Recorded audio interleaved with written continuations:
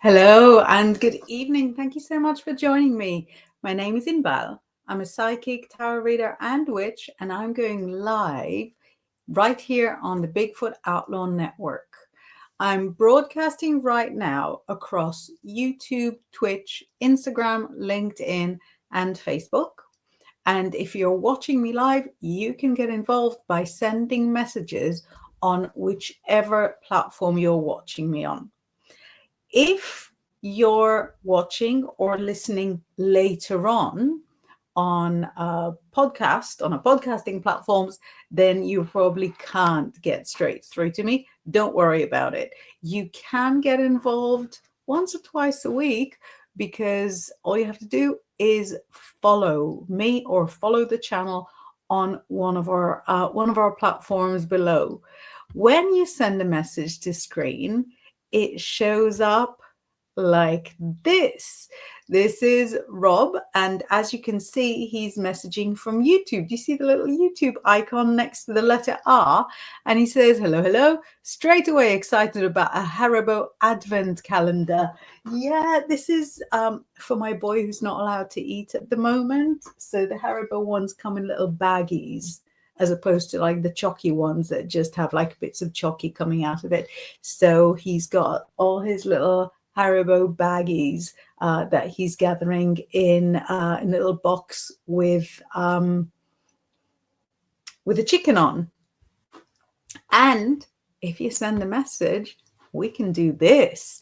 So Maria Selenite says, hi, I'm wondering, will my ex Philip be with another woman while he is in Croatia? He will be there for 3 weeks. Big question to start on. Let's see. Will he be with another woman while he's in Croatia now, or not so much? I definitely do not see him with another woman during his Croatia holiday. It looks like 2 of his 3 weeks are going to be unbelievably dull. So I don't know if he's supposed to be doing like work stuff there or family stuff, but he's going to be bored out of his mind. And then there will be 1 week where there is a woman around him, but it might be like a friend, like a colleague, and it's certainly not like romantic. I can see that one of you has put like a little heart on the broadcast, so please do not be shy. Press the hearts, press the subscribes, or anything. You see a button, go for it. What's the worst that can happen? Roger is saying, howdy, Inbal. Hi, Roger. And Dal Dal is here, and she says, hi, everyone.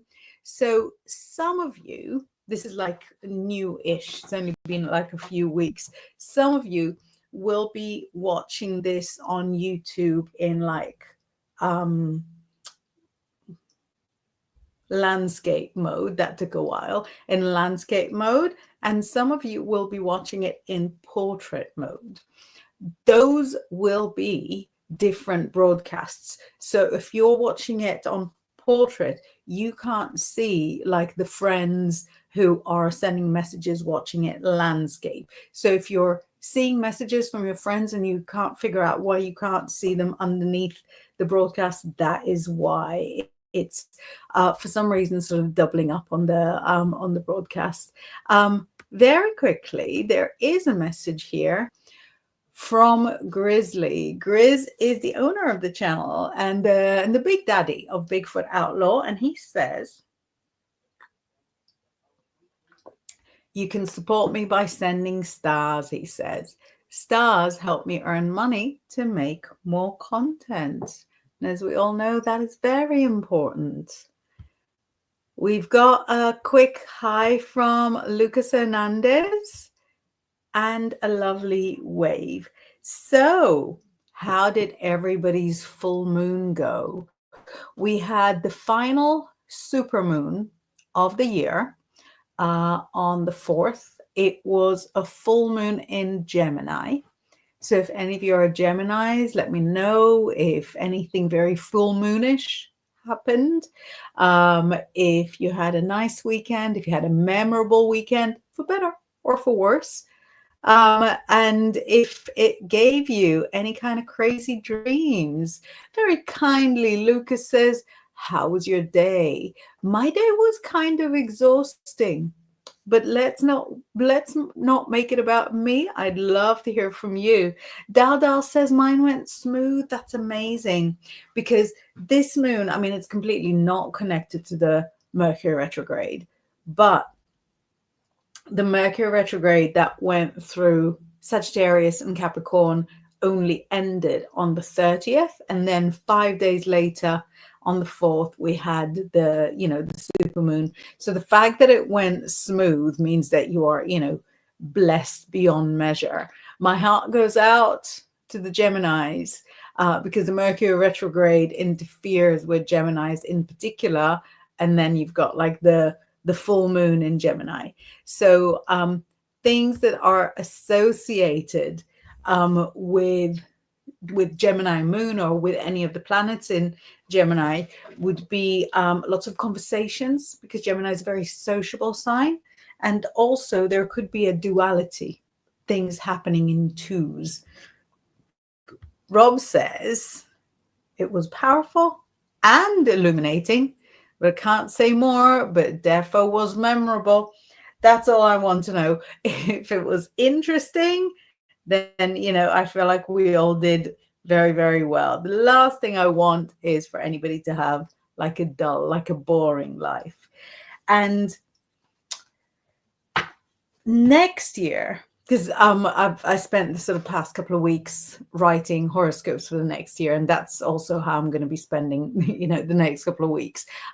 So for those of you that don't know me very well, I write a lot of astrology content for the press, horoscopes, explainers. So I spent a couple of weeks writing different press features, and so I know that next year we've got 2 lunar eclipses and 2 solar eclipses, and they're going to be we've got Pisces, we've got Aquarius, we've got, I think, Leo and Virgo. So it's that kind of axis between the Leo and the Virgo, the the Leo and the Pisces. Gosh, my brain. The Leo and the Aquarius, they're the polarity, and the Virgo and the Pisces, the other polarity. So it's all around sort of those sides. And the solar eclipse, the like full solar, total solar eclipse on the 12th of August, if I'm not mistaken, is going to be the first solar eclipse in years that will be easily visible from almost anywhere in Europe. And if I'm not mistaken, I remember sort of driving when one of my bigger children was still a baby, driving like 15 years ago under that solar eclipse that was very visible in Europe. And it was sort of pretty fascinating how things sort of became dark. Dada is saying, my Gemini daughter, her car was hit in the front end. Sorry for her. That is tough. And it's kind of, it is with the Gemini. It's also, even though, like I said, it's not connected to the Mercury retrograde, but we're still in the shadow period of the Mercury retrograde until the 16th. And the reason, so, Lucas very kindly asked how my day was, and it was kind of exhausting. But on Sunday, my car also sort of, it went to car heaven. And at the time, I was saying, like before it happened, that the Mercury retrograde, I usually sort of cruise past it fine, like mentally, but my things break, like my laptop, my phone, and very often my car goes through all sorts of mayhem. The previous Mercury retrograde, I was driving along and my car's exhaust just clean fell. This Mercury retrograde, I went fine, but the shadow period, 7-car pile up, 7 cars all one into the other, and that's how it went. So give your daughter all my love, and it's very possibly that it's the shadow period of the Mercury retrograde, which is over on the 16th. So fingers crossed, the 16th comes quickly. Rob says, if Gemini isn't having the best year, you might see me on the news for having an epic crash out. I think if you're going to crash out, make it newsworthy. Make it newsworthy. If it's got to happen, go big. Sabrina says, hola, Inbaal. Hola. Have I missed any messages from you? I've been jumping on my phone to make sure that I respond quickly so that I stay on top of things. Let me see that I haven't missed anything. Sabrina. Sabrina. No, we're fine. I haven't missed any. Very good. And hola to Robert, Sabrina says, and Rob reminds me kindly to say, sorry, my computer's a little slow. It says, I'm trying to put your message on the screen, but it won't do it. Right, there we go. Rob says, you had car drama last retro. And then he goes, oh, you mentioned it already. Hi, Sabrina. Oh, Colleen with the horses is here. Hi, darling. Good to see you. We missed you for a couple of weeks. Sabrina says, oh, is that what's going on with me? It's the shadow period. It's the, and you know what? I feel like we kind of, slowly freaked everybody out over the Mercury retrograde. It comes, it goes. Only 3 to 4 times per year we can handle it. But I feel like if I reveal about the shadow period and how, how odious it can be, then that just sort of increases the panic without really sort of adding anything positive. But I personally think it's a good idea just to keep in mind the shadow period, because this actual retrograde, so we went from like the 11th of November to the 30th. No, it was a little earlier. We went for about 3 weeks coming up to the 30th, and the actual Mercury retrograde for me was really okay. No drama. But in the couple of weeks before the retrograde, things broke, disasters befell. So I thought, wow, that is sort of quite a tough shadow period. And I was thinking, I'm not really looking forward to the shadow period that follows. So you've got the shadow period before and the shadow period after. And indeed, the shadow period after was the worst. It was the worst. Sabrina says, no, I didn't. I checked. Oh, goodness me. So Colleen says, been busy freezing here. Last night was minus 5 degrees Fahrenheit, which is minus 15 degrees centigrade. That's so cold. That's so cold. Is the ground frozen like for the animals?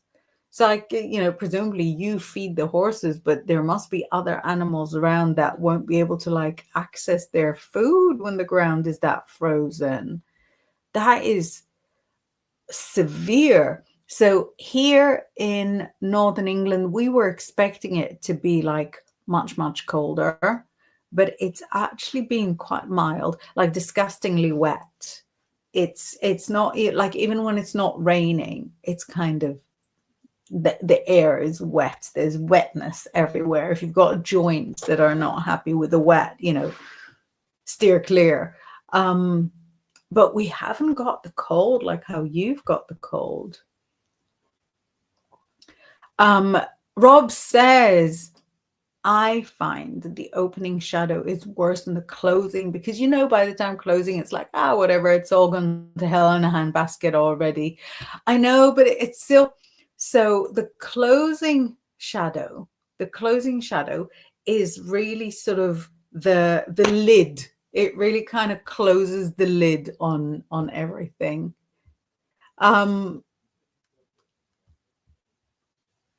So a few messages came at once and really sort of shocked my system. Daldal says, February 14th to 20th is going to bring emotional energy with a new moon and eclipse. Can we just get back to happy sunshine time? Do you know, it's not the worst. It's not the worst. When we've got an eclipse, then that's exactly what it does. It kind of clears the air. It can help you get rid of stuff from the past that you were wanting to let go of, and then you're sort of welcoming in the present and also the future. I like the big astrological changes. I know I'm sounding and looking very exhausted by them now, but I do like that sort of renewal. Rob says it was like 12 degrees down here or something. It was weird. Yeah, so up here, it's always cold, and it's been like 7. And 7 is fine. 7 is, when my car crashed, that was the day that I decided I don't even have to go out in my big coat. It was so mild. I was in a hoodie, waiting for the tow truck for 4 hours in a hoodie outside. It was bad. Colleen says, yes, it's solid frozen. My feral cats have heat pads that I've put around everywhere, and they hunker down on them. That's so cute. You will be the person that tames the feral cat, so they're not feral anymore. Maria is asking another question, but I think the one question per show is all right, isn't it? Colleen says, I've been feeding the wild birds and turkeys. It's so cold. You're such a friend to the animals. You're like, I was going to say, it's not Snow White, is it? Is it? No, it is Snow White, right? That dances with all the animals. Didi says, Inbaal, here is Diana sending love from Poland. Mwah, great to see you. I was trying to think, do I know how to say something really nice in Polish? And all I know is, the little song with the cats. Ah, koptitva, share bure opitva. But yeah, I couldn't even remember how to do a nice little hi. Cindy says, hi, everyone. Hi, Cindy. And we can see that Cindy is messaging us from Facebook. So we are right now on my Facebook, on the Bigfoot Outlaw official Facebook, and on Grizzly Facebook. So we're broadcasting on all of them. Rob says the shadow, heard you talking about it, so it's punishing your internet. Oh yeah, all our internet is a little bit bad, and we rang our provider, and we're a household of mostly Pisces, so we rang our provider to say, our internet is not very good, and they somehow managed to twist it into getting us to sort of sign on for like for 2 years on like a better package, but it's still, nothing is showing up. Didi said dziękuję, beautiful. Mwah, dziękuję to you, you're super welcome. Michelle is saying hello, Inbaal, and is welcoming Dal. So yay, Michelle, we're talking about the full moon that's just been, and about the Mercury retrograde, where we are still experiencing the shadow period. So just to explain to people who wonder what the shadow period is, sorry, that wasn't the internet's fault. That was me sort of shifting about and moving the whole setup. So each planet, if you picture it, goes on its own orbit.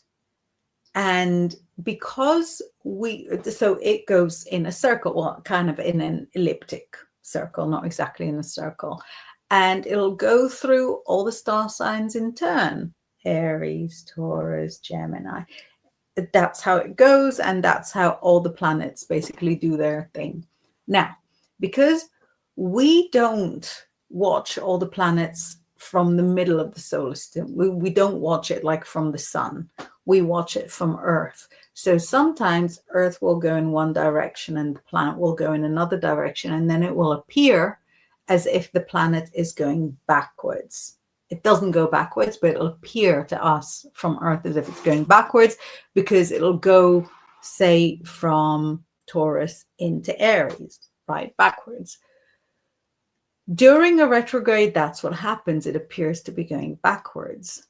But on the way to the retrograde, as it goes forwards, it'll go, let's say, from 20 degrees Aries, straight to, like, say, 13 degrees Taurus, and then it retrogrades.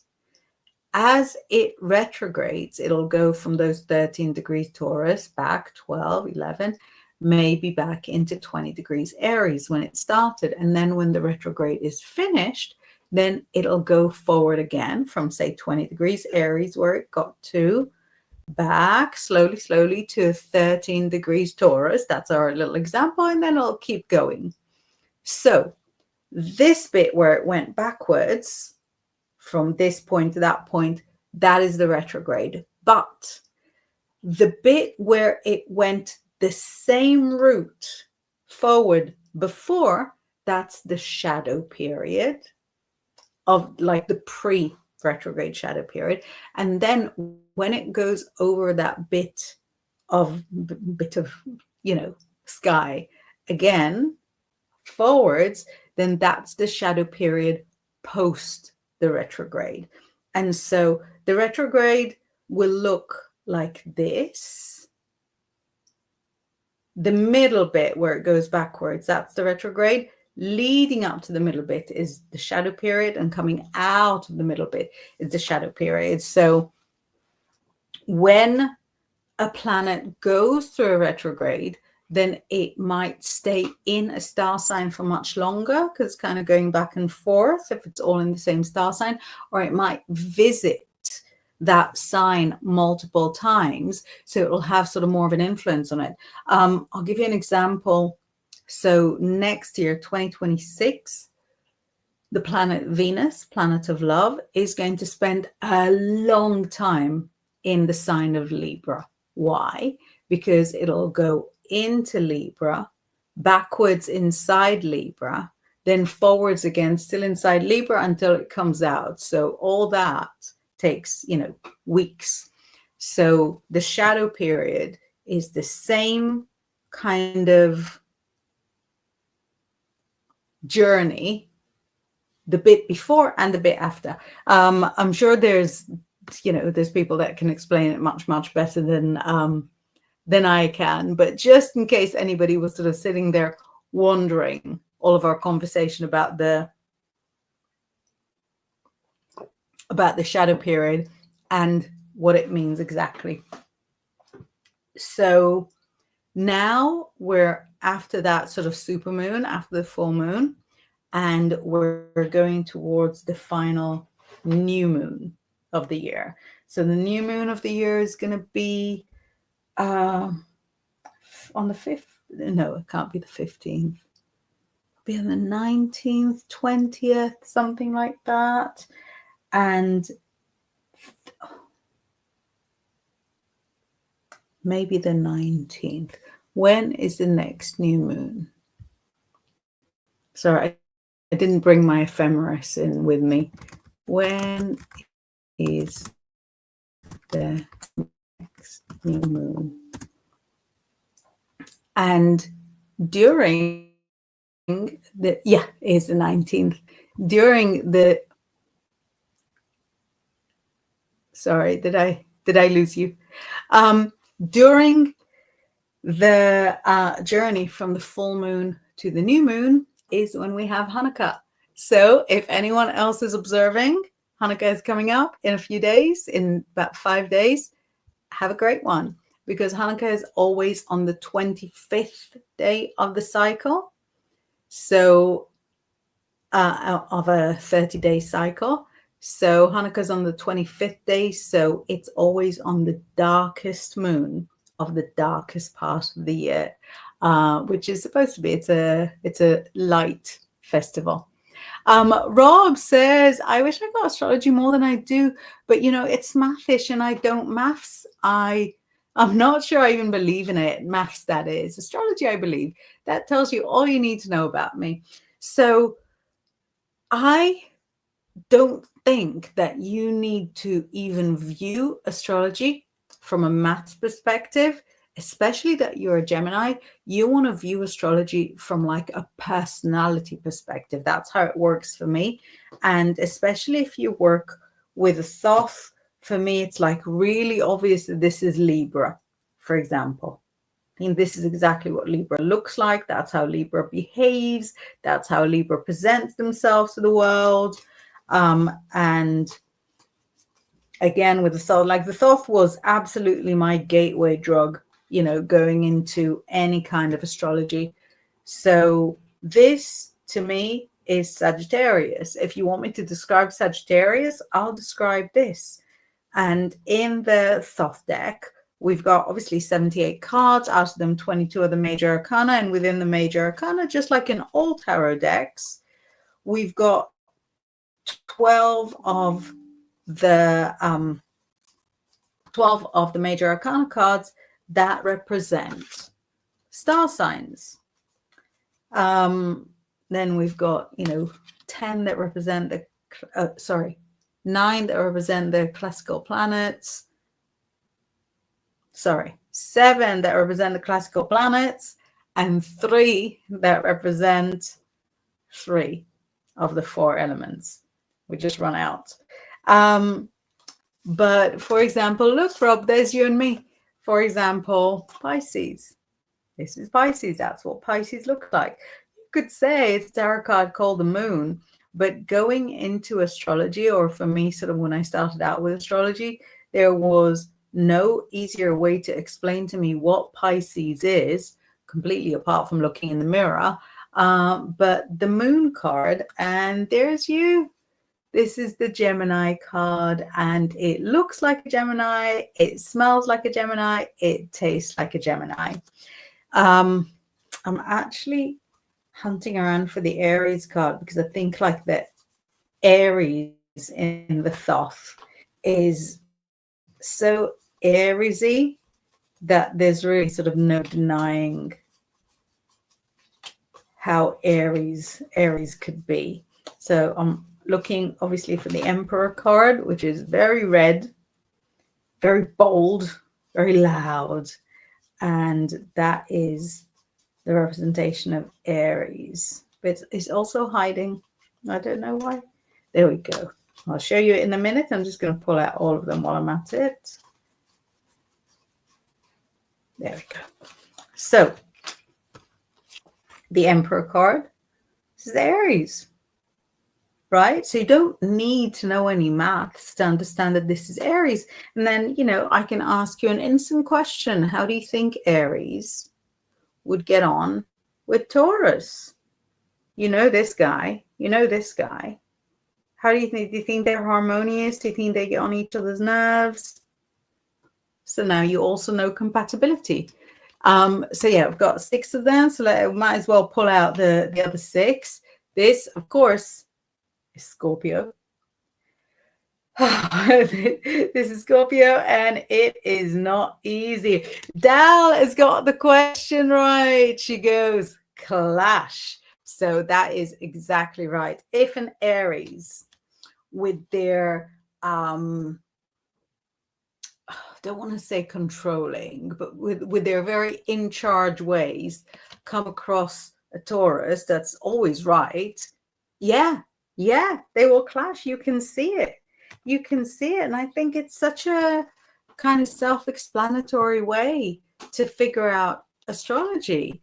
Rob says, oh, we are cute. It's true. And he says, Aries thought is hilariously Aries. It really is.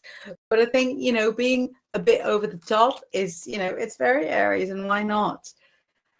Cancer is kind of low key, isn't it? It's a low key card. It doesn't tell you so much about it. It doesn't reveal like its inner workings, but that's Cancer. Cancer is not going to reveal its inner workings to you, not on a first date. And let's look at Aquarius. So the star card is Aquarius. Look how incredible it is. Absolutely stunning.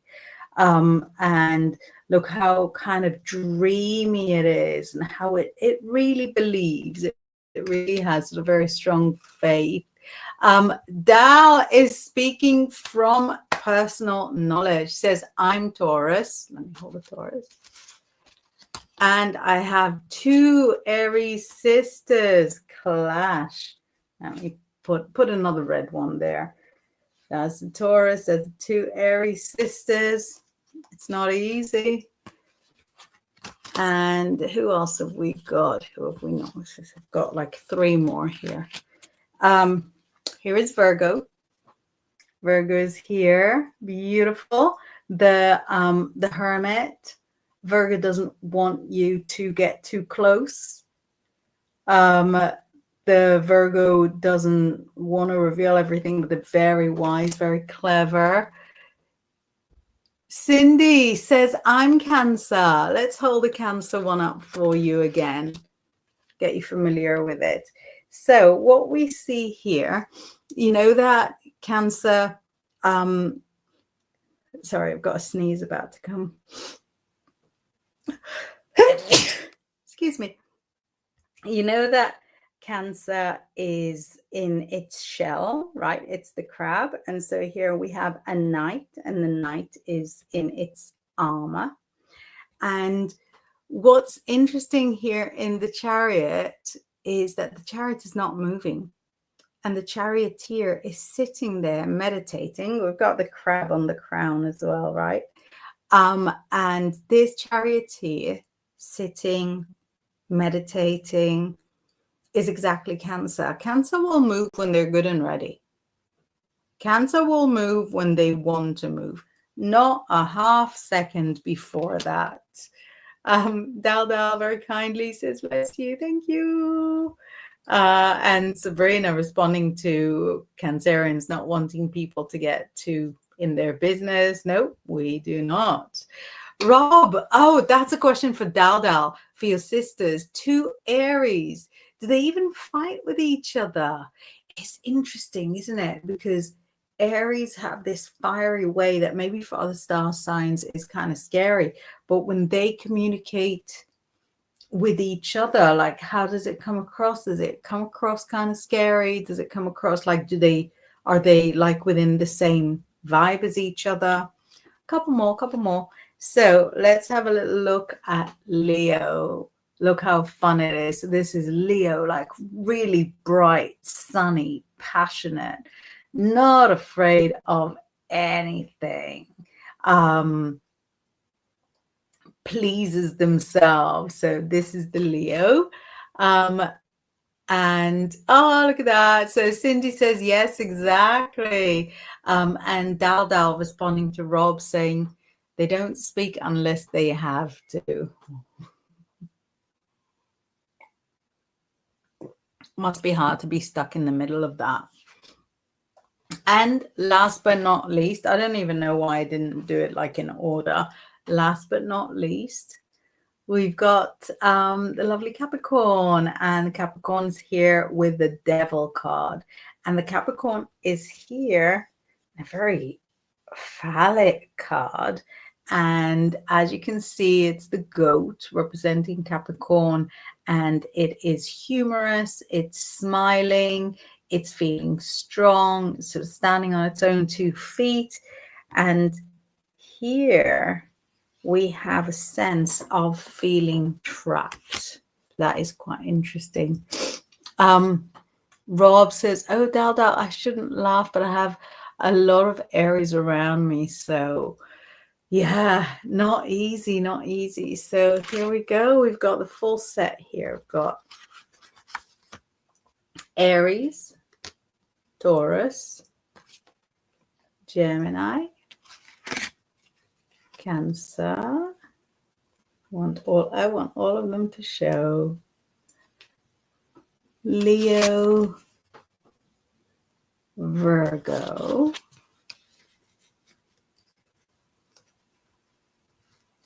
at least a little bit show. And now we're going to get Libra, Scorpio, Sagittarius, Capricorn, oh, it's starting to struggle, Aquarius, and Pisces. Look at that. It's phenomenal. So all I'm saying to you, sorry, Rob, it was like a 15-minute answer to, a really sort of innocent comment.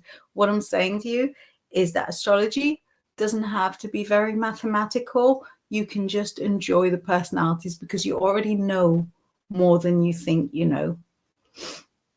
Colleen says, I'm Pisces and barely speak to my Aquarius sister. You know what? I think Pisces and Aquarius from the outside look very similar to the uninitiated. See, I'm Pisces like you, and Pisces and Aquarius are both very caring people, but in a really different way. So Pisces, like you and me, will care about individuals, just like you are a friend to all animals and they all matter to you. And I love to take care of my clients and care so much. I tell you, today I had a reading at 11 a.m. with probably my longest client that's been with me since I was 25. And she had just been through a very bad miscarriage, triplets. It was like really like extra awful. And she sat and she's like, I'm so sorry, I don't mean to upset you. And I said, as a Pisces, I feel like it's such a privilege for me.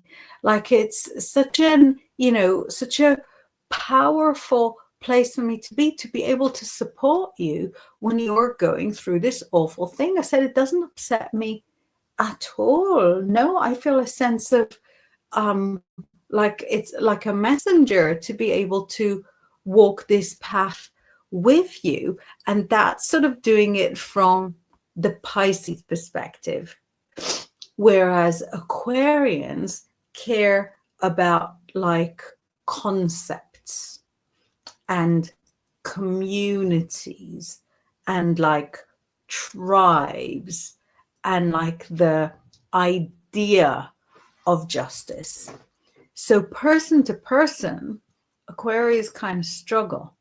But when it comes to like activism, they find it very easy. So Pisces and Aquarius are both really, really caring. And Pisces is more caring on a one-to-one basis. And Aquarius care more as like a one-to-many basis. So Cindy says, my husband is Aries. He's a very active person.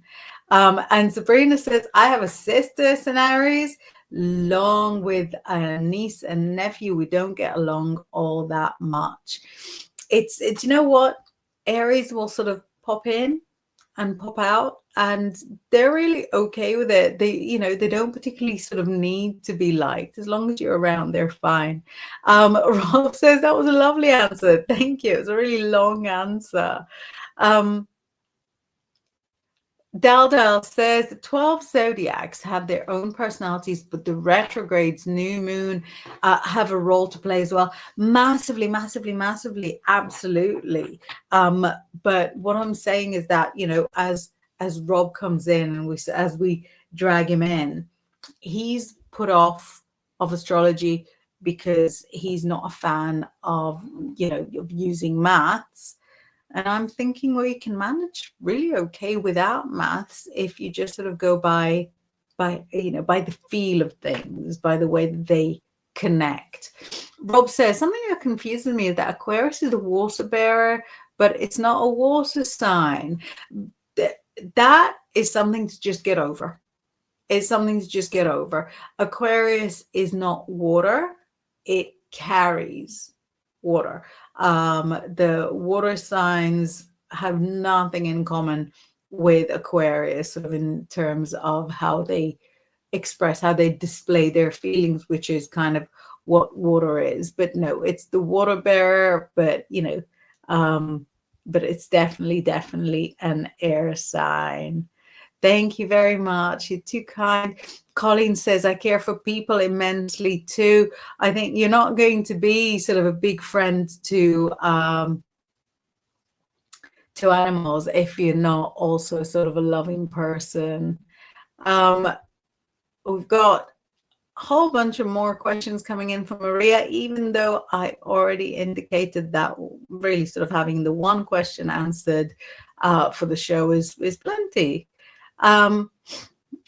Nikki says, good morning. I would love a reading, please. Need some help. Let's have a little look. Is there something special that you want to ask, or do you want just a little general?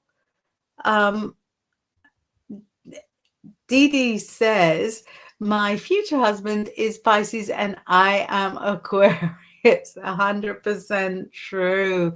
Right. Yes. Very in person, isn't it?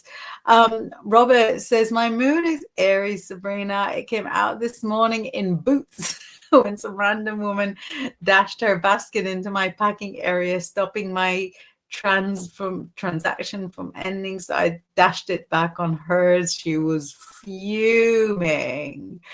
That I'd love to sort of hear this as like a full story. I feel like we just sort of got the abridged version. Nikki says Gemini, but yeah, Nikki, throw a question in. Oh, right. Oh, bless. I can see that you're saying anything that would like to tell me, please. Let's have a little look. Let's see what's showing up there for you. Little reading for Nikki Cameron. Oh, right. Listen, it shows that you're going through a period, or you're going towards a period of peacefulness. This period of peacefulness doesn't mean that you need to sit still. It means that all the mind work that you're doing, all the planning, all the, calculating, working things out, playing like a little role play in your mind beforehand, all of that has to take place now. So until that period of stillness, there's a lot of thinking, and after that period of stillness, there's a lot of self-work. And so just because you're not going to be moving a lot in a way that is visible to others, in a way that your shifts and changes are visible to others, doesn't mean that you're not working, that you're not changing. You will be active, but it'll just be kind of invisible activity. And we've got, all right, look at that. So Maria is saying Sun in Scorpio, Moon in Scorpio, Ascendant in Cancer. That is a very watery and a very mysterious threesome. So the double Scorpio, first of all, is, I think, a very visually evident sign. So if you're a bit of a goth, or if you favor kind of darker colors, or if you favor like a more mysterious styling, that's very much the kind of double Scorpio vibe.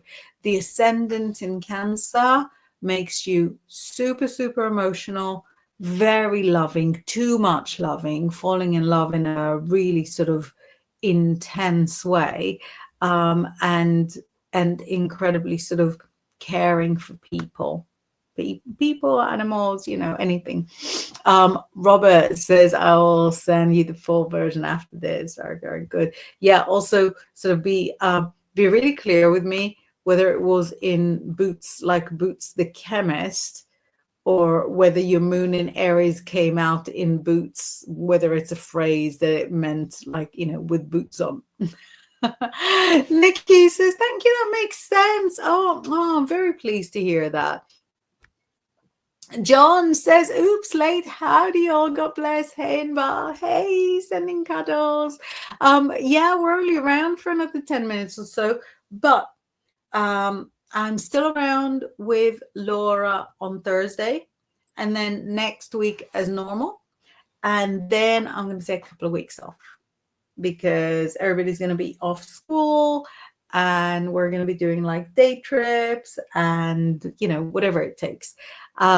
So we're still around for the whole of this week and next week. But yeah, John, you should really rewatch, because we were going through all the different star signs and as they're represented in the Thoth Tarot deck. Rob says I was buying water in the shop boots while I was running late for work. No, I didn't even drink it because, you know, dehydration station is me. I don't know. I can't relate. I nowadays drink a lot less water than what I used to, and it's probably still a lot more than most. Now, while we're on the subject of astrology in the tarot, I mentioned that the other major arcana cards have the classical planets on, the sun, the moon, Mercury, and 3 of the 4 elements. But to those of you less familiar with Thoth deck, I would like to introduce the minor arcana star sign. So for example, here the 2 of Swords has a little Libra symbol in. Can you see the Libra? And say the 10 of Swords has Gemini in it. It's visible. It's visible. You just have to know what you're looking for. And for example, the 5 of Cups has got Scorpio in it. And so the majority of tarot cards have got some or another connection with astrology. So we've got the 12 star signs in the major arcana. And then in the minor arcana, we've got 3 cards for each star sign. So here we had, for example, the 2 of Swords with Libra. So the 3 of Swords and the 4 of Swords will also be Libra. So we have them like in clumps. We have them in clumps of 3. And then the court cards can have astrological connections. I have to be totally honest. I don't have a specific way to see the astrology in them because, for example, here, you know, so it's the Queen of Discs. Yes, it's like the Queen of Pentacles. We've got like stuff that looks like a Capricorn. And here we have this, not panther, tiger, I guess. No, leopard. So could this be a Leo? I do think that they have specific astrological meanings because there's 16 court cards and 12 star signs. I don't want to annoy anybody and sort of say the wrong thing. Rob is saying, oh my God, I was just thinking of that card. I was thinking how easily it's about balance. Yes, it is. And the very gifted Spirit of Celtia is here saying, this is so interesting, sis. Happy to join you live. Mwah, amazing to be connecting with you. And this Spirit of Celtia is a very talented musician from the Southern Hemisphere and the composer behind my gorgeous meditation online. So if any of you use my abundance, like my wealth meditations, and if you don't, I really recommend it. The music, the incredible sort of specific wealth vibration music is composed by Spirit of Celtia. So I urge you to write down the name and follow him on all the platforms. Rob says, I'm living all the Gemini cards right now. It's beautiful. You are joking. You're living the 8, the 9, and the 10 of swords, and it's beautiful. It's devastational. Paranormal, Paranormal Perth, Western Australia is saying good morning. Hope everyone is doing well. Good night to everybody else. I'm certainly doing well, and it's great to have you here with us. Right, we've really sort of just got a couple more minutes. So if anybody that wanted to ask a question hasn't asked a question, now is time. Tay Mason 6969 is saying hi. Gosh, I miss the good old days where 69 was a funny number, because now when 67 is a funny number, it's very dull. 69 all the way. Rob says, haha, I am. Sorry, yes, I am. Haha, stunning, magical. You must wait until I pick up my sword when I'm done. You just wait until I pick up my sword. Right, amazing. We're going to start winding down. If you want to get a hold of me, you know where I am. You can find me on any of the platforms as Inbaal Psychic. Make sure that you're not following any of my imposters. Have a wonderful evening, and I'll see you next week.